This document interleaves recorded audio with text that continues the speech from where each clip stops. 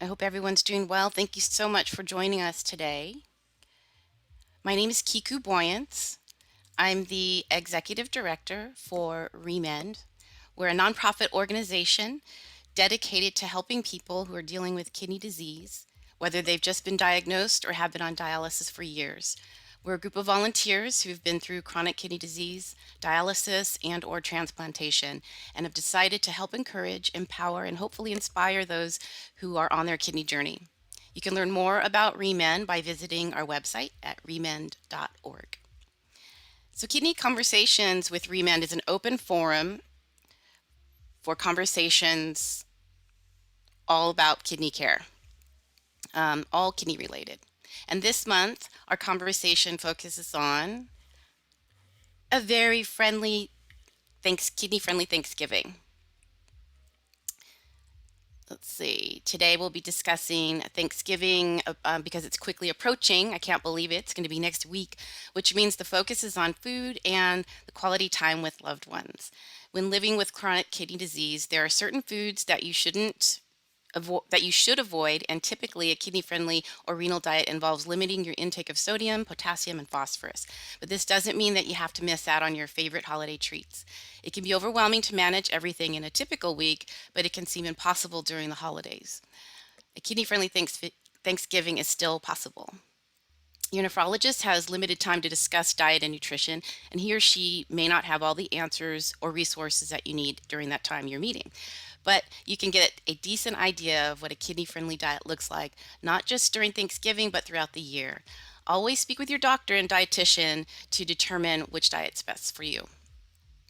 So today, folks, I'm getting ready to introduce y'all. Today we have a great panelist. We always have wonderful panelists, but today we have Cindy Polis. She's a kidney care management education nurse at Balboa United. We also have Charmaine Griffith. She is a ReMend mentor. David Ordaz, he's our financial counselor and patient advocate at Balboa United. And I'd like to welcome the Miss Serena Cueva. She's a registered dietitian and she's a ReMend mentor. So welcome. Thank you guys for being here. Just a little bit of housekeeping. Today, let's see, we've got a survey that's going to be at the end of the broadcast. It's anonymous. There's 10 questions, so please take a moment to answer them for us. It helps us. This one especially will help us find the topics that you want to hear about. So please fill that out. And then, if you wouldn't mind, let us know how you're doing today. Just type something in the chat. Let us know where you're watching from, how you're feeling today. We're stoked that you're here, and we'll be answering questions later in the broadcast. So please enter some questions in the Q&A section. All right, kids, let's get things started here. All right, I got to share my screen again.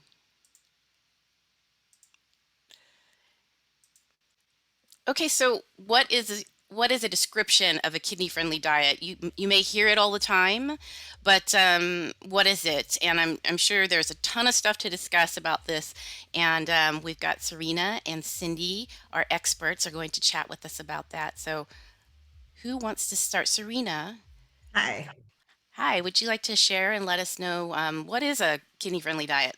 Yeah. So the kidney friendly diet overall, if you have end stage kidney disease, is one that's low in sodium, low in phosphorus, low in potassium, fluid controlled, and depending on the type of dialysis that you are, your protein needs will be something that also will be carefully watched. Either you'll have higher protein needs from being on end stage kidney disease, or it'll be lower protein needs from approaching end stage kidney disease. Okay, so we're going to get into that because I think that's really important, the different stages of chronic kidney disease and if there's a difference. But first, I wanted to know, what does a renal dietitian do and how can a patient find one? Every dialysis center has a renal dietitian, at least one renal dietitian that is employed, who is required to see each patient once a month to go over labs and discuss with them how to approach those lab goals and how to achieve those goals. Hmm. And there's a lot of behind the scenes that a renal dietitian does as well to ensure that each patient is on the right track and that they're living the healthiest life they can. Right on. And Cindy and David, I know that you deal quite a bit with patients too. Sometimes they aren't able to reach out to a dietitian. What do you suggest when a patient comes to you, David, who is the financial counselor and patient advocate for Balboa? Thanks.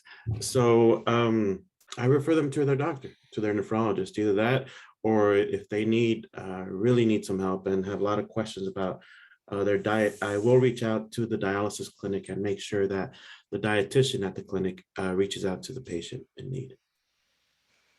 How about you, Cindy? Thanks, David. Good morning. I like to refer to AmericanKidneyFund.org. They have an amazing resource called Kidney Kitchen.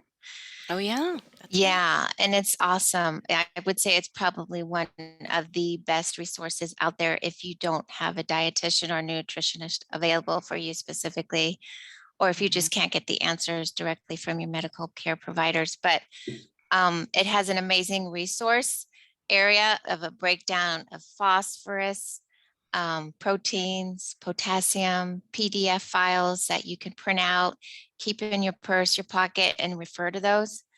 So that's one of my go-tos. It's a great tip. Thank you for that. Um, just wanted to talk about, the renal diet, kind of a definition that I found. Renal diet is one that is low in sodium, phosphorus, and protein. Also emphasizes the importance of consuming high quality protein and usually limiting fluids. Some patients may also need to limit potassium and calcium. Charmaine, both of us, we are patients, and I know that I don't want to say I had a difficult time with the diet when I was on dialysis. I'll just say I didn't really pay much attention to it. I just knew I had to have leafy greens, and I hung that on my refrigerator because it was so long ago. There wasn't a ton of information like there is now. How about you? How did you handle your diet? Yeah, it was kind of the same for me. I had a lot of phosphorus problems. I think phosphorus was really my nemesis, and I couldn't seem to get it down. And phosphorus, I just learned, is it's just in everything, and of course everything that we love to eat. But yeah, it was hard for me. Way back in the day, like you said, there weren't really, you and I both are been transplanted for almost 20 years now, and so.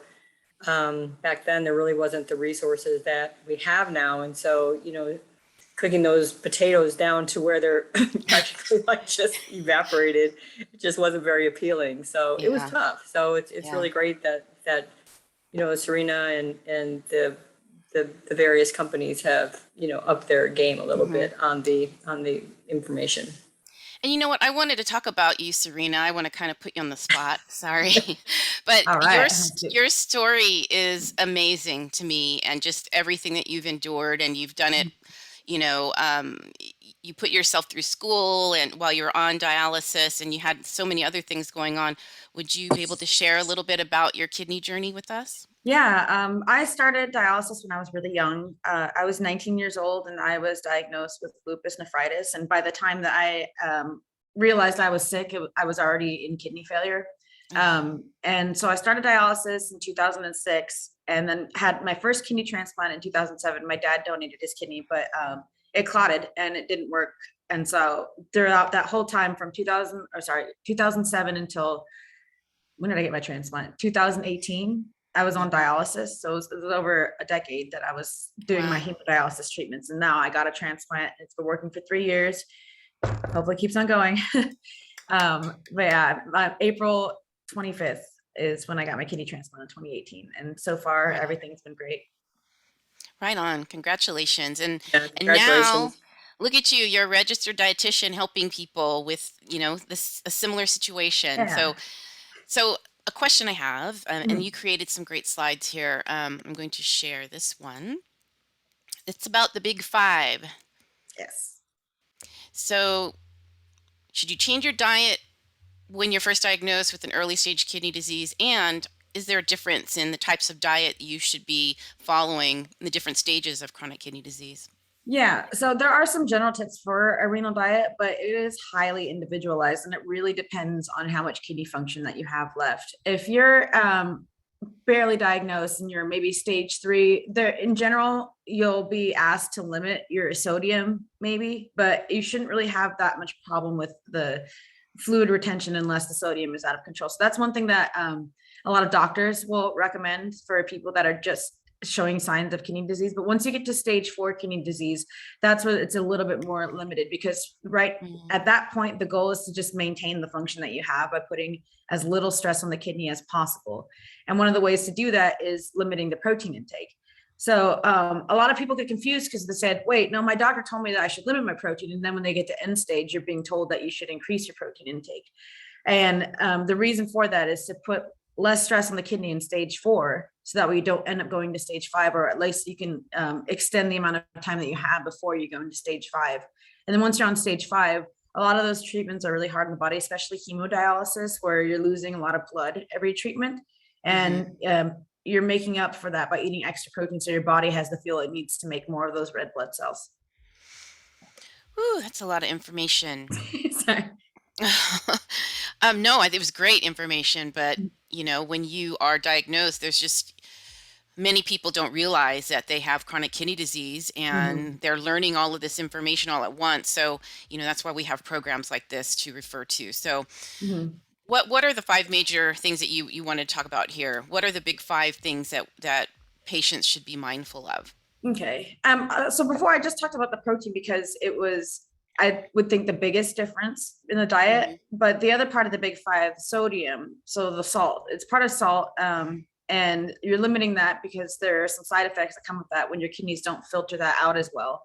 And there's the side effects. Too much sodium can increase thirst, which another one of the big 5 is fluids.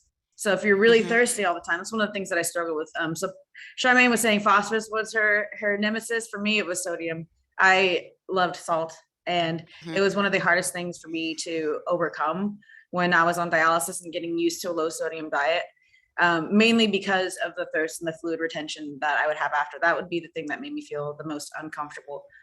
And there are so many foods in this country that are high in sodium, and it's kind of hard to decipher because the labels can get confusing. It's not just, here's a label, this tells you how much sodium is in it. It's, here's a label, and you have to do math to figure out how much you're eating compared to how much sodium it is. So it can be a bit tricky.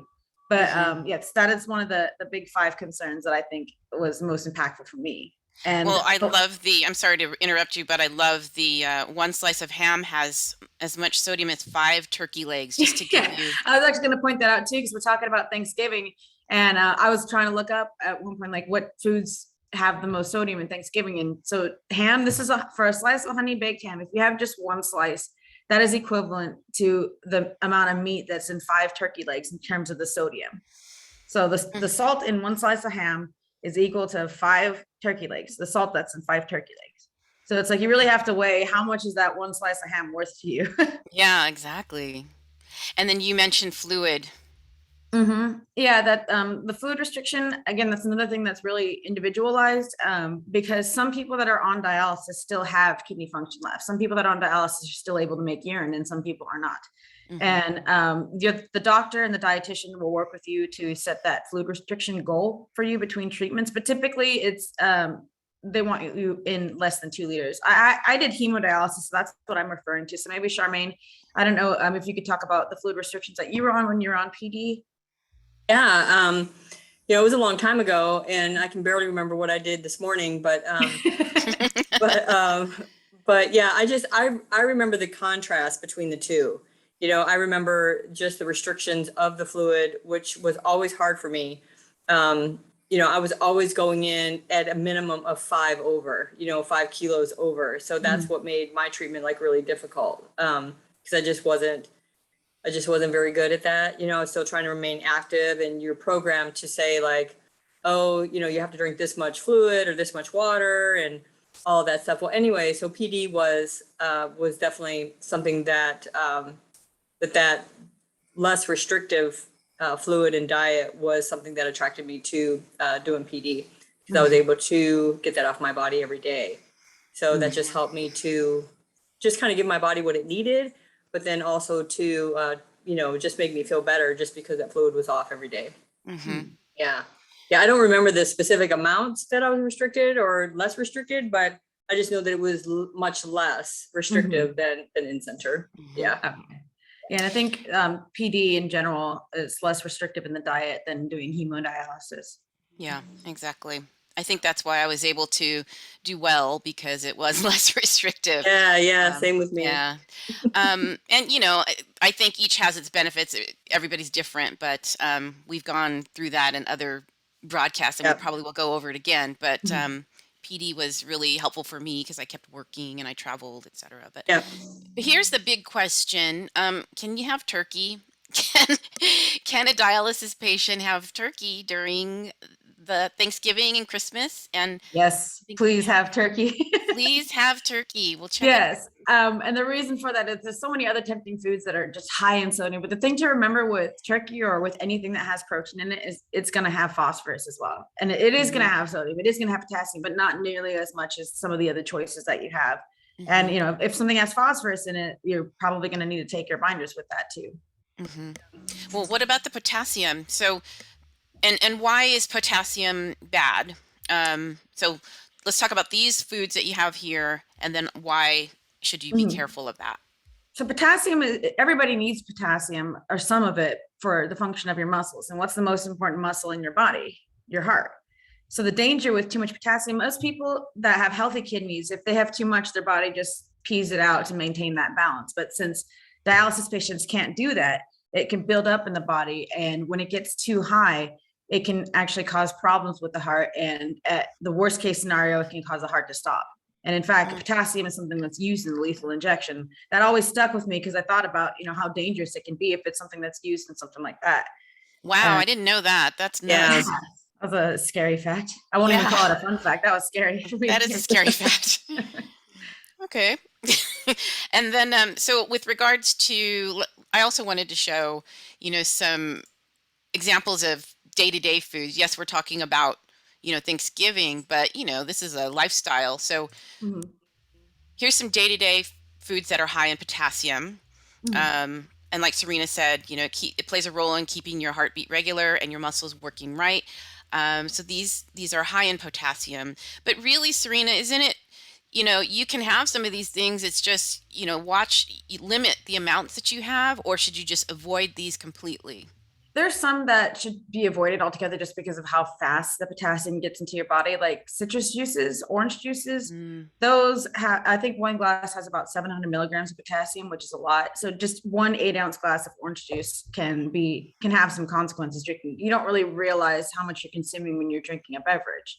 Yeah. It's the same with like watermelon that has a lot of fluid in it. You don't realize how much fluid you're having with it because it's something that, eventually it's disguised. And with oranges, one orange isn't going to be in a cup of orange juice. It's going to be a few oranges that are going to do that. So in general, I would say stay away from orange juice for the most part. But the other things that are on this list, and avocado too can be very high in potassium. I know that was another thing that was hard for me is I loved avocado and it was hard for me to limit that, but cutting it into very, very, very thin slices just to have a hint of the taste of it is something that maybe if there's a patient out there that just loves avocado, maybe that's something you could do. Or when it comes to like tomatoes, just cutting out thin slices of it instead of eating like a whole thing, because those are foods that are high in potassium as well. Right. Well, David and I were having a conversation, and there are a lot of Hispanic folks that are dealing with chronic kidney disease, and their diet consists mainly of a lot of times avocado, beans, tomatoes, and red meat. So when you have those conversations, what have you heard people say, and what advice do you give them, or do you? I would advise to look into different types of beans because there are some that are lower in potassium than others, and I know that these foods are hard to get out of your diet because they're staples and it's part of your culture too. I mean, it's part of my culture. And that was another hard thing about family get-togethers is we'd always have rice and beans and carne asada. And those are some foods that were hard for me to just say no to because it's part of eating with your family. Right. But one thing that I would do is just get higher portions of the foods that are allowable, like the white rice that we had when we had Spanish rice. Yes, it has some tomato in it, but it's not going to be as much potassium as like having the beans or having the salsa with the tomatoes that are chopped in it. So I would just advise to have bigger portions of the other foods that are safer for dialysis patients. Do you hear this a lot, David? Do a lot of people reach out to you and say, what do I do? This is, like Serena said, these are the staples that I eat. What can I do? Am I supposed to starve myself? What happens? Mm. Do you get those conversations Yeah, I going with get those people? conversations quite a bit, especially as far as right here in the South Bay area, San Diego. A lot of our patients might be on Medi-Cal, who might be on the CalFresh program, who go to food banks. When they go to food banks, they're given all sorts of foods that are not quality foods. They're canned food with too much sodium they can't have anyway. Bananas, and it's a lot of food that they can't aren't supposed to be eating. And so I get that question quite a bit. And a Hmm. lot of patients don't know what sodium, what phosphorus is, what potassium is exactly. One of the things in my community or my culture as a miracle food would be nopales, cactus. Hmm. And correct me if I'm wrong, Serena, but I know that's super high in phosphorus, or is it potassium? Not sure which one, but I think Might be it's, potassium. yeah. And I gotta tell them, yeah, you gotta watch out for that. And what I do is just to let everybody know, one of the things I do go to every one of our clinics and make sure that they all have resources, literature for you, Hmm. for Balboa patients to read. For example, I got these little, these are kind of hard to read, but this one is a trifold. It tells you a lot about what phosphorus is. I got another one for sodium, another one for potassium. So Hmm. if you lack the resources, the literature to read, make sure you go to your nephrologist and ask them, see what kind of literature they have for you. And if you Hmm. want, you can just give me a ring and I'll see what I can do about getting that to you. David is so sweet. Just give me a Yeah. call. Actually, you guys, you can go to bnmg.org and check out the blog there. David and I and Cindy, we all work at Balboa, and I've highlighted, both David and Cindy to show what they do for Balboa, which I think are very unique positions. And there's a whole story about each of them. So please check that out, bnmg.org. Um, okay, so another thing that you talked about, Serena, that you mentioned was protein. So can you go over that and why that's so important? Yes. So what I mentioned before about the treatments itself, that is the side effect of going through at least hemodialysis treatments, is losing protein. With PD or peritoneal dialysis, the protein needs aren't as high, but in hemodialysis patients, at least when I was on it, it recommended that I have at least 90 grams of protein every day, which for somebody that has to restrict on all those other nutrients, it's kind of hard to get 90 grams without getting the other packages that come with, like the potassium and the phosphorus that comes with eating meat. Or Hmm. so one of the ways that I was able to make up for that was by having protein shakes or protein supplements. And there is one, and I'm not getting paid for this, I swear, but Nepro is one that's specifically made for dialysis patients because it's lower in phosphorus, lower in potassium, and also it's easier for diabetics because it has carb steady, so it doesn't spike your sugar the way that other protein shakes that are loaded with sugar can do. Hmm. So, I was saying this earlier that it's crazy. You're people are saying that eggs are bad for you, but yet they're also good sources of protein. We know that. So Mhm. again, it's just limiting the amount that you take in, and Yeah. depending upon the stage that you're in as well, Yeah, and I'd right? say eggs in general, they've always been like a kind of a go-to. Hmm. With the different dietitians that I've had while I was a patient, they were telling me it's a good source of protein because, well, number one, it's cheap. And number two, it is actually pretty high in protein. It's lower in sodium. I'm not sure about the potassium content. I actually don't think that it's high in potassium, but again, with all protein foods, the phosphorus in there is it's going to be something that's going to be in there because it's Hmm. a source of protein. Serena, I just wanted to ask, sorry, Kiku, No. as far as the eggs go, is there something that patients should look at as far as the white or the yellow, like the white or the yolk part, or which one's better? Mm. As far as like the content of each of those, the white part of it is all protein, Okay. pure protein, but the yellow part of it is what has the cholesterol, it's what has the fat in it. And The so a lot of taste. yeah, Yeah. exactly. A lot of people think the egg whites are better also because it's lower in calories since it doesn't have that fat in there. And personally, like I like eating egg whites just for that reason alone. But when I was a dialysis patient, I'd just be like, I paid for this, I'm gonna eat the whole thing. I like the taste of it. But if your cholesterol is high and you're trying to limit that dietary cholesterol, one way to do it is to not eat the yolk of it. Mm-hmm. You know, I wanted to mention too that I buy, because you know they have the egg whites in the containers that you can buy, and I buy the Bob Evans brand, and so I looked at the ingredients, and it's only egg whites. That's it. Like there's no food coloring, there's no additives in it at all, and so I use that just to increase you know, more protein in my meals. Yes, that's fantastic. What brand is that? Bob Evans, actually. Because another thing I was going to talk about, things that come in boxes or you know, things that you make from a box, they tend to be higher in sodium just because it's part of the packaging process, or higher in phosphates, or you know, things that help preserve the shelf life of it. So that's one thing to look out for when you're watching those the part of the big five is to see in packaged foods and read the label of it. And if you're telling me the label was just egg whites, I think that's fantastic, because it doesn't add any of those preservatives to it. It also means you got to eat it quickly because it's probably going to go bad. Yes. But that's right. It's important to read the label for that, for those keywords that mean that it's going to, like anything that says phosphate on it is going to have that added phosphorus. Okay. You guys talked about the eggs and how the flavor is in the yolk. Can you, I'm kind of a foodie. I love food, if you couldn't tell, but could you add fresh herbs to the whites, like cilantro, or maybe even like dried herbs like the Mrs. Dash? Or would you recommend those types of things, Serena? Yeah, Mrs. Dash is something that I relied on heavily, because it's a label that you can, none of their products, none of their seasoning blends have sodium in it. It's one of the special things about Mrs. Dash is that it's completely sodium-free seasonings. So you can use it liberally and you can use it safely without having to worry about it containing salt. And same with the McCormick brand. I don't know if anybody's heard of McCormick, but that's another brand that I use that also, all of their products are sodium-free. That's good to know. One thing that I understand is important is iron. So can you talk about why that is so important? And here's a list of iron-rich foods. Why is that so important for a kidney diet? At least with hemodialysis, it's really, excuse me, it's really important because you're losing blood in that treatment. Every treatment that you go through, there's blood in the lines that you're going to be losing. And so your body has to rebuild those cells. But in order to do that, it needs the fuel. Every red blood cell needs iron to help carry the oxygen to your whole body.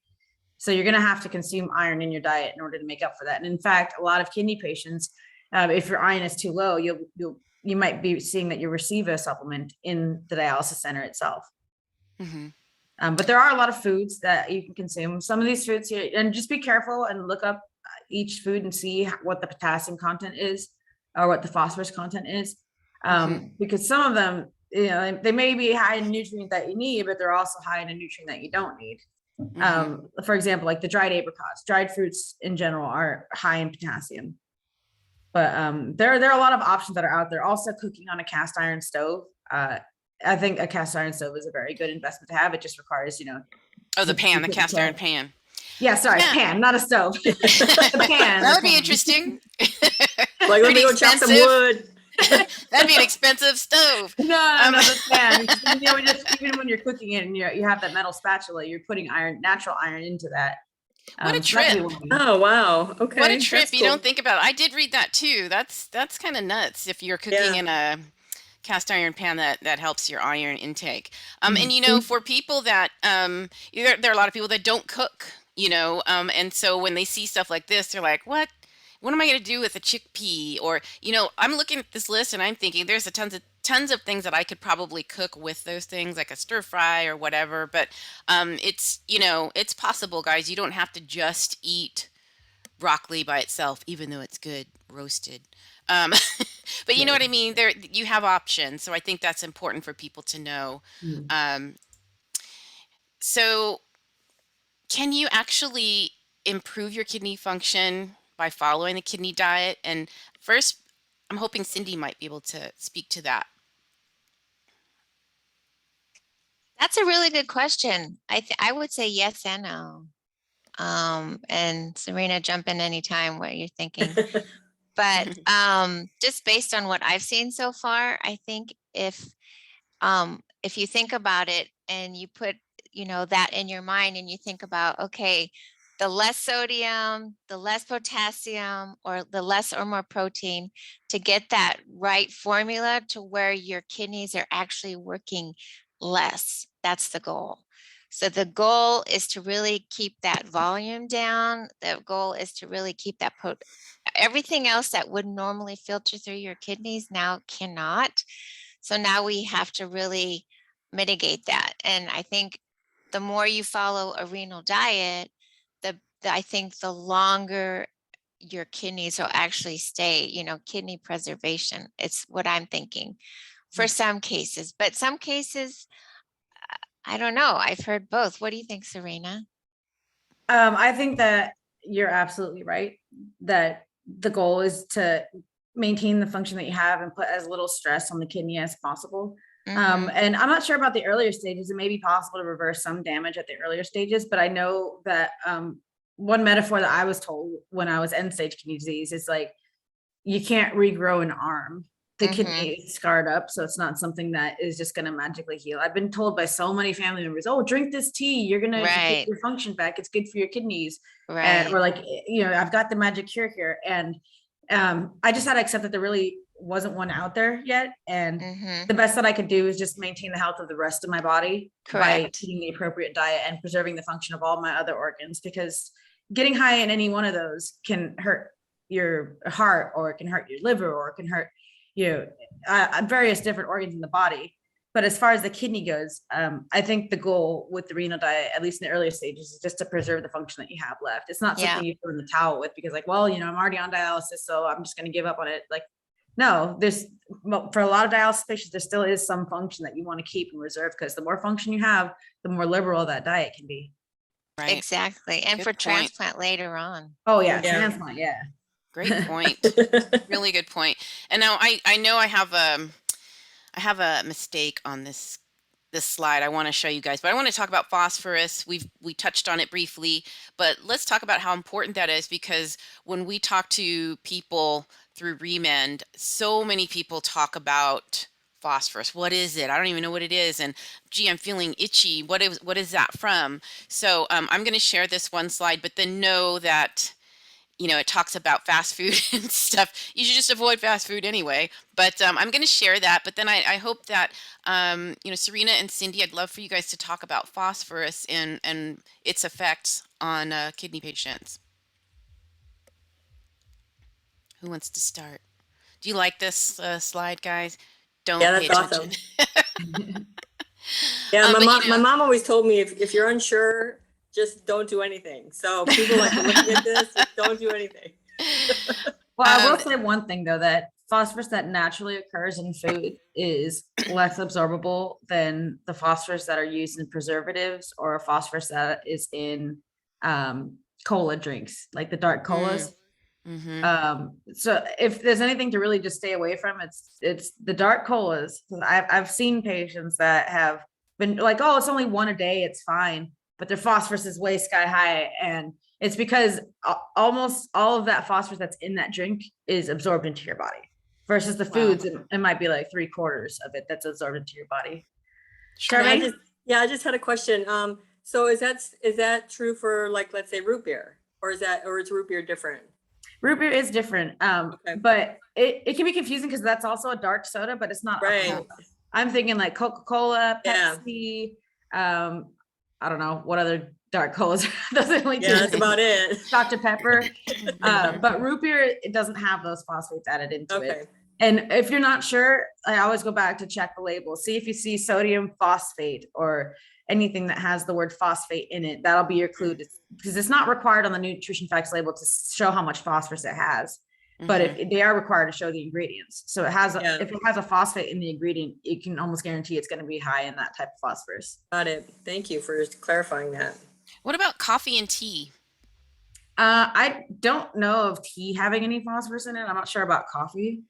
Not really sure about that. I don't think so. I drink coffee a lot. Still do. Yeah, me too. I do too. looking at my phosphorus finder quick reference sheet here, and I don't see anything about coffee or tea. That's a good question. Well, maybe we'll figure it out, and I'll post it on remend.org. But the function of phosphorus in your body, the main thing, like somebody was mentioning, the skin gets, it was that Yukiko who said that skin gets itchy, and I don't know why. Yes. When your phosphorus gets too high in the body, your body releases a signal that will try to balance out and buffer out that phosphorus by leaching calcium from your bones to help balance out that level. And when that happens, the phosphorus can crystallize with the calcium. And so that itchiness, and it'll go towards the surface. So it'll go like it tries to expel it because it can't do that through the kidneys. So it'll go towards the surface of your skin. And that itchiness that you feel are those crystals that are forming. And they're very, very tiny, but it can build up over time.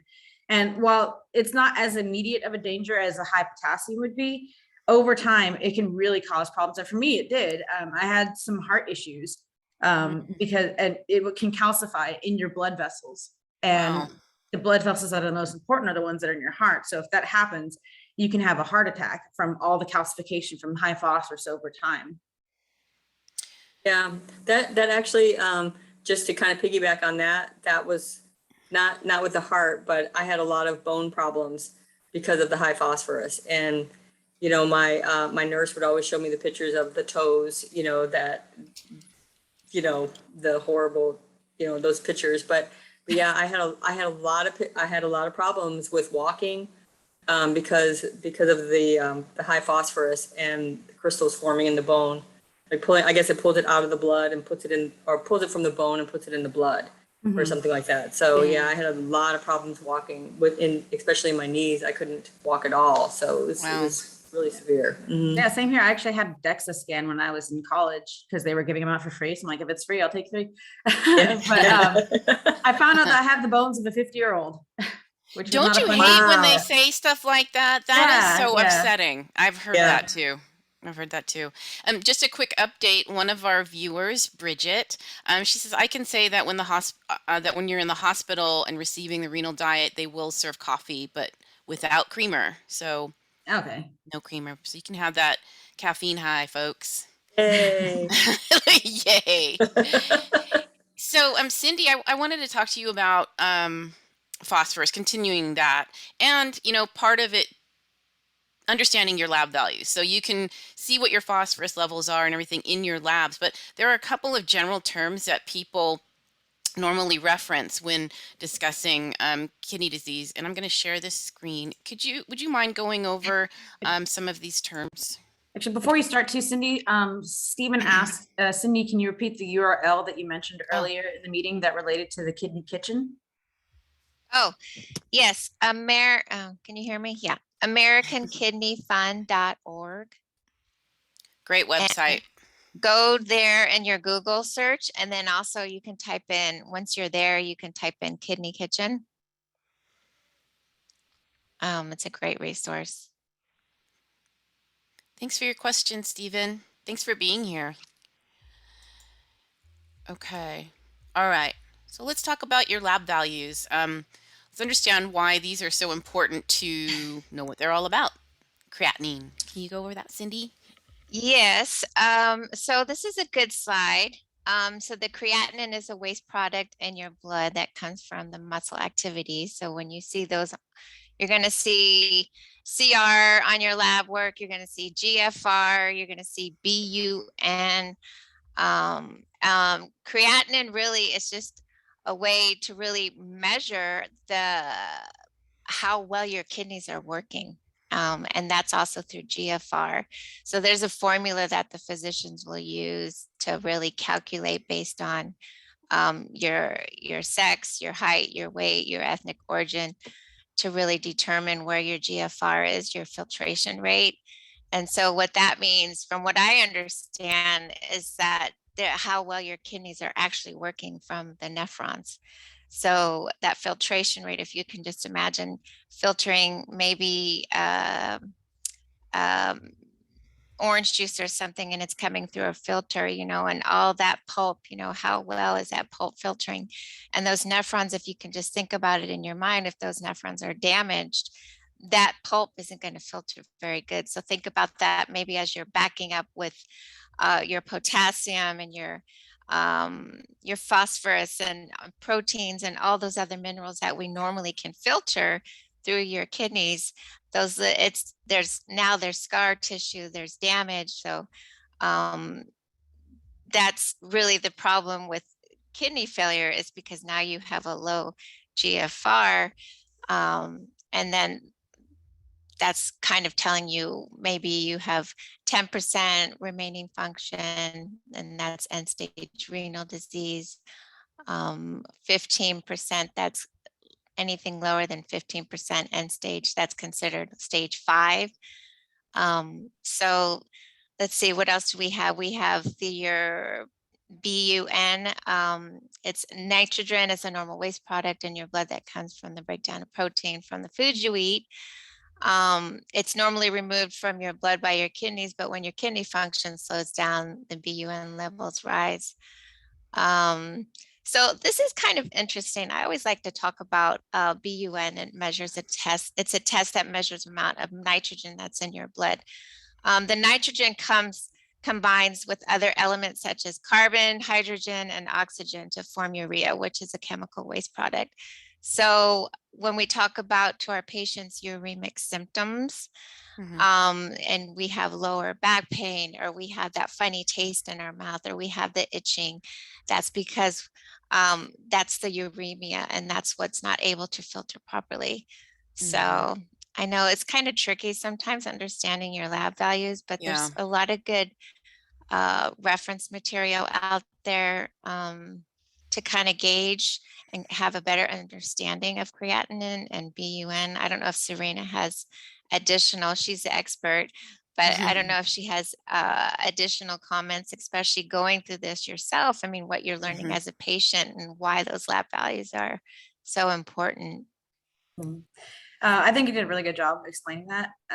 And the main one as a patient that was important was just the creatinine, because that they explained that to me as like a percentage of your kidney function. So if your creatinine is, I'm not creatinine, sorry, GFR. Right. Like if your GFR is under a certain amount, I think it's 10 or 12, then I would have needed to start dialysis. And so keeping track of that as a kidney failure patient was something that was important, because then I would know like how much I needed to be restrictive or how close I was getting to needing to start dialysis so I could prepare for that.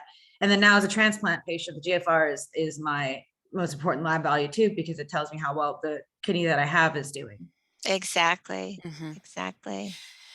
Thanks, guys. We have a question from Jay. How about says, how about the keto diet and MCT oil? Yeah. Are those things that people should restrict, or what are your thoughts on that, Serena? And the most part, I think that that's okay for dialysis patients, because a keto diet is something that's very high in protein. The only concern that I would have is the amount of phosphorus that's going to be in that, because as I mentioned before, and I'll probably continue to mention again and again, but the protein foods are the ones that are going to be higher in phosphorus.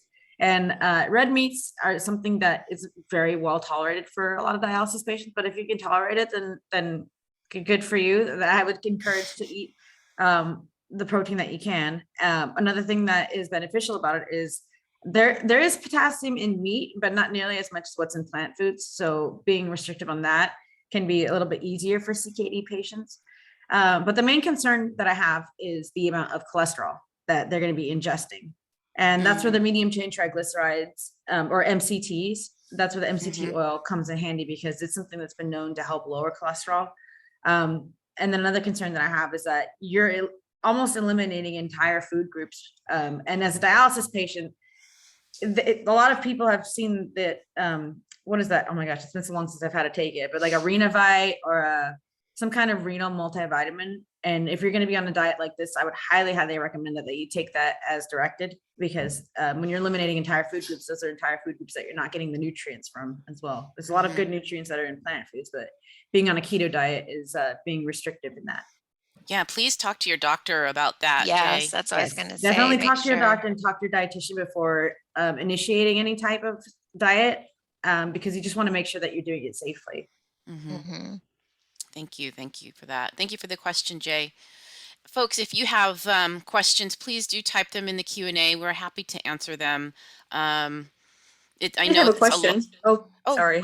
there's a lot of information, and we have a lot of, hopefully, a lot of answers to help. So, what was your question, Charmaine? Yeah, it's kind of going back to the sodium. You had the piece of ham versus the legs, 5 you know, turkey and all legs. that. And so, so can you talk a little bit about cured and uncured? Yeah. Is uncured deli meat better than cured and all that kind of stuff? So part of the curing process is to add salt or to brine the meat in order to make it preserved and last longer. And for a tip to reduce your sodium intake, I advise staying away from all deli meats or all cured meats or pickled. Like there's a few phrases in there that stick out to me. It's like, oh, that's probably going to be high in sodium. And those are words that I know off the top of my head that are going to be high in sodium. But if you somehow get a hold of a pig and are able to get the ham yourself, I mean, I think in order to be called ham, it has to be cured. You know, there's some farm to table farms that are out there and restaurants that are And out there too. if you live on a farm, Yeah, yeah. It is possible. Yeah. But for the most part, like ham or cured meats are going to be something that's very, very high in sodium. Yeah. right. So is the uncured meat, is it significantly lower? Like if you were to buy like uncured bacon or something like that at the store, would that be significantly lower than just buying regular bacon in the store? Yes, absolutely. Okay. If it's uncured, I don't know there are some like they say low sodium bacon that's out there, but Yeah. even the stuff or lower sodium. Sorry, that was my dad leaving. But even then, just always read the nutrition facts label to see just how much is in there. Because like my sodium restriction, I thought of it like money. Like I only have 1,500 to spend in the day. How much do I want to spend it on? Do I want to spend all of it on one slice of ham for the entire day? Or do I want to spread it out and get other types of lower sodium foods? That's a Yeah. great analogy. I Yeah, love that. it is. I love that too. Yeah. Mhm. Thanks, Serena, for touching on that. Yeah, thank you.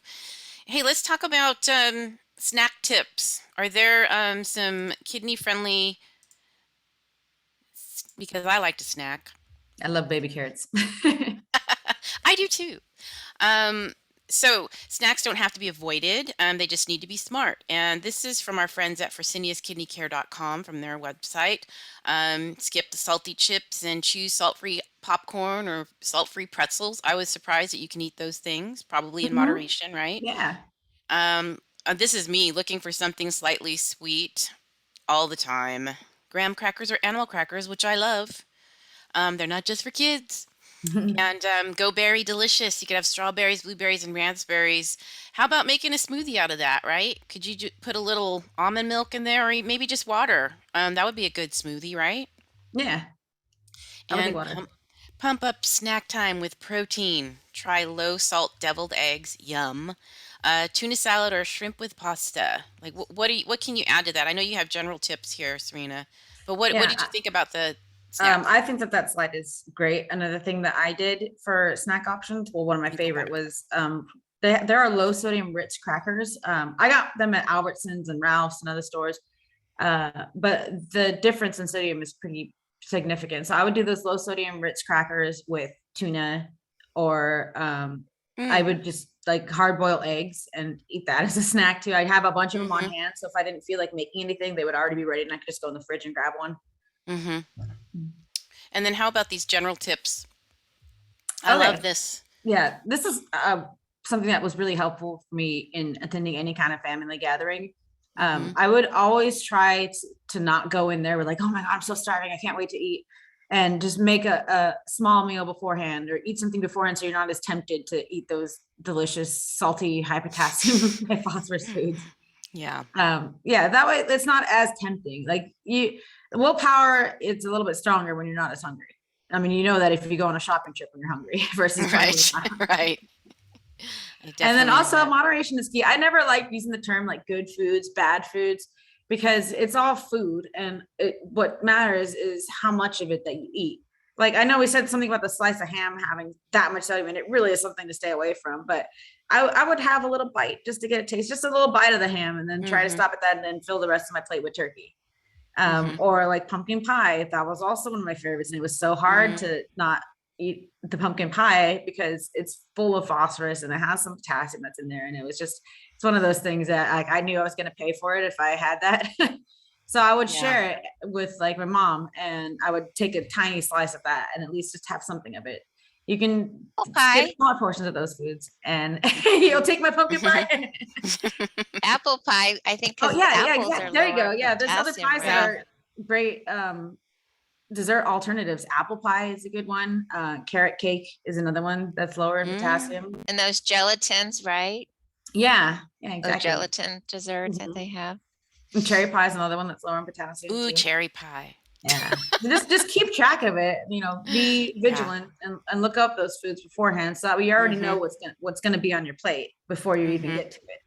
And the last thing is that being on a renal diet doesn't mean that you can't enjoy food. A lot of people feel like, oh, I can't have anything. You can't have this, you can't have that. So I like to think of like, look at all the foods that you can have and look forward to those. There are a lot of them out there. There's a lot.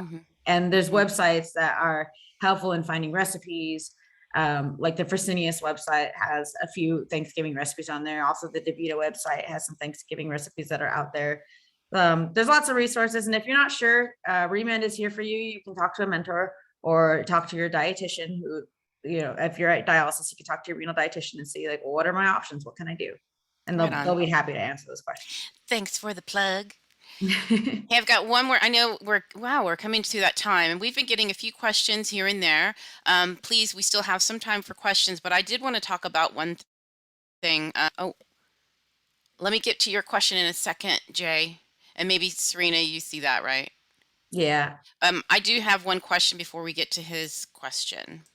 How about we talked briefly about beverages. We talked about dark colas, but what about alcohol during the holidays? How are the kidneys and alcohol related, and what can it mean for your renal diet? Do you have to just quit alcohol completely? What are your thoughts? Like, can you have a glass of champagne or a glass of One eggnog? glass on special occasions, sure. This is what Mhm. I've been officially advised to do. Don't go overboard, because one glass of alcohol is like 4 times as much for a kidney failure patient. And I would definitely feel it. I would be the lightweight, because the alcohol doesn't filter out of your body as well, because the kidneys are what make the urine to help filter it out. But eventually it'll get cleared because your liver is still functioning. But it's that all the liquid that you have is going to stay there until you can dialyze it out. But one drink to celebrate Thanksgiving with your family should be okay. Well, we were talking about this, Charmaine, remember the other day? If you're doing PD, that might be a little bit different. Is that true, Cindy? I mean, I don't know for sure, but since you are filtering it out through peritoneal dialysis, if you have a cocktail and then you do your treatment, don't give away my secrets. Um, would you not be, does the alcohol go away if you are, doing your dialysis after you've had a couple of drinks? If you're doing PD, is that your question? Yeah. If you drink while you're on PD and then you do your exchange, Yeah. does the booze go out too? You would think that it would metabolize out probably better doing PD than if no PD. And keep in mind, you still have part of your kidney function working too. So you want to keep that in mind too, because you want to really try to preserve the remaining kidney function as long as possible. So you really want to Right. stay in compliance, period. Right? Yes. So I would always Yes. say, yeah, the holidays are here, just be smart about it. Yeah. I think just like managing any disease, right? You really want to stay in Yeah. compliance because we just want to get better. Right. So does eliminate the remnants of alcohol? And I wish I could answer that. I really I'm not advocating Yeah. for that. I'm just saying that's what I did. Yeah. I don't know. And here I am. But How much would really, be eliminated? But it is making your system work harder than if not. So just keep that in mind. yeah, just try to stay away from it, kids. I mean, why do that to yourself? Everything in compliance. Let's answer Jay's question here. Are there foods which help control uric acid levels to prevent gout? Cindy and Serena, thoughts?